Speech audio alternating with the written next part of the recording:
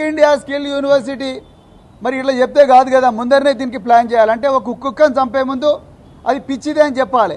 అందుకొరకే ముఖ్యమంత్రి గారు ఏమన్నారు, మొదటి నుంచి ముఖ్యమంత్రి గారు ఇంజనీరింగ్ మరియు టెక్నికల్ విద్య నామకే వాస్తే క్రిమినల్ వేస్ట్ ఆఫ్ టైం అని చెప్పింది ఈ ముఖ్యమంత్రి. అంటే ఇది కేవలం టైం వేస్ట్ వ్యవహారము, క్రిమినల్ వేస్ట్ ఆఫ్ టైం అంటే ఇంకా ఉల్టా చెప్పాలంటే క్రిమినల్ని తయారు చేసే విద్యలో అని చెప్తున్నాడు ఆయన ముఖ్యమంత్రి గారు. ఒక విద్యాశాఖ మంత్రి ఈ విధంగా మాట్లాడవచ్చా? Criminal waste of time. అయ్యా ముఖ్యమంత్రి గారు, మీరు 200 కోట్లతో కట్టిన బోధి ప్యాలెస్ ఏదైతే మర్రి చెన్నారెడ్డి హ్యూమన్ రిసోర్స్ డెవలప్మెంట్లో కట్టింది ఎవరు? ఇగో ఈ చిన్నారి బిడ్డలే, పాలిటెక్నిక్ విద్యార్థులే. మీరు నడుస్తున్న బుల్లెట్ ప్రూఫ్ కారు, మీ మినిస్టర్లకు డీజీపీ గారు చాలా గొప్పగా ఇచ్చిన బుల్లెట్ ప్రూఫ్ కార్లన్నీ కూడా ఇంజనీర్లు తయారు చేసినవే రేవంత్ రెడ్డి గారు. మీరు రోజు మాట్లాడుతున్న మైకులు, కేసీఆర్ గారిని ప్రతిరోజు కూడా తిడుతున్న మైకులు ఏవైతే ఉన్నాయో ఆ మైకులను డిజైన్ చేసి నడిపించింది కూడా ఇంజనీరింగ్ విద్యార్థులే. ఈ విద్యార్థులే వీళ్ళే ఆ స్కిల్స్ నేర్చుకొని పాలిటెక్నిక్ కళాశాలలో అక్కడి నుంచి ఈసెట్ రాసి ఇంజనీరింగ్ కాలేజీలో ఇంజనీర్లు అయ్యి గొప్ప గొప్ప ఆవిష్కరణలు చేసిండ్రు రేవంత్ రెడ్డి గారు. మీరు వీళ్ళని క్రిమినల్ వేస్ట్ ఆఫ్ టైం అన్నారు. దాని తర్వాత మీరేం చేసిండ్రు? మెల్లగా అసెంబ్లీలో 2024లో యంగ్ ఇండియా స్కిల్ యూనివర్సిటీ అని ఒక యాక్ట్ తీసుకొచ్చిండ్రు. 2024లో తీసుకొచ్చిండ్రు. అందులో సెక్షన్ 44లో మీరేం చెప్పిండ్రు?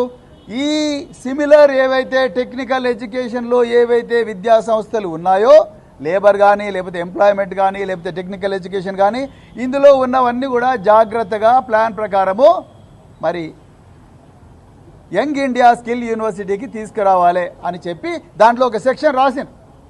ఆ సెక్షన్ 44లో రాసిండ్రు.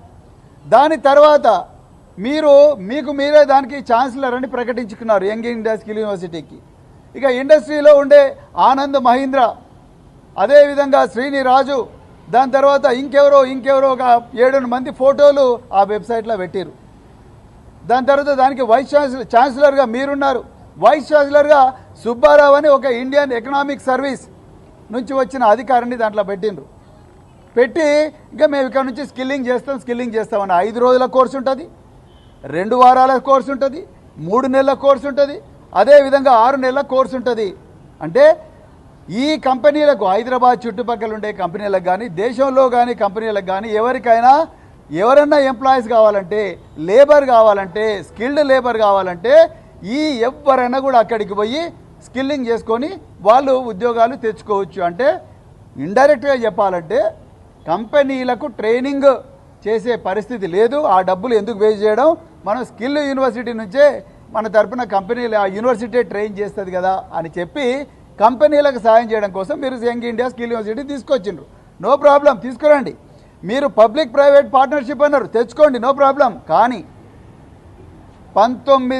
దాదాపు 70 సంవత్సరాల నుండి తెలంగాణ రాష్ట్రం మాత్రమే కాదు, మొత్తం దేశంలోనే 70 సంవత్సరాల నుండి స్వాతంత్రం రాకమునుపే ఈ పాలిటెక్నిక్ వ్యవస్థ అనేది ఈ దేశంలోకి వచ్చింది.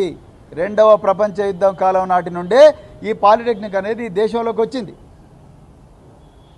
పేద వర్గాలకు చెందిన పిల్లలు ఎంపీసీలు బైపీసీలు చేసి ఎంసెట్ కోచింగ్లకు లక్షల రూపాయలు తగలేసి ఐఐటీలలో, ఎన్ఐటీలలో లేకపోతే ప్రతిష్టాత్మకమైన ఇంజనీరింగ్ కాలేజీలకు పోలేని పరిస్థితి ఉన్న బిడ్డలందరికీ కూడా ఇది ఒక గొప్ప వరప్రసాదనిగా మారింది.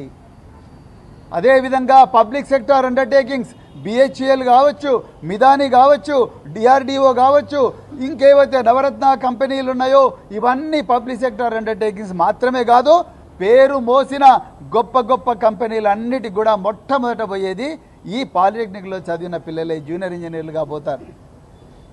వాళ్ళందరినీ కాదని ఇప్పుడు వీళ్ళని లేబరర్లుగా తయారు చేసే పరిస్థితి మీరు ఇలా జీవో 97 ద్వారా తీసుకొచ్చిండ్రు రేవంత్ రెడ్డి గారు.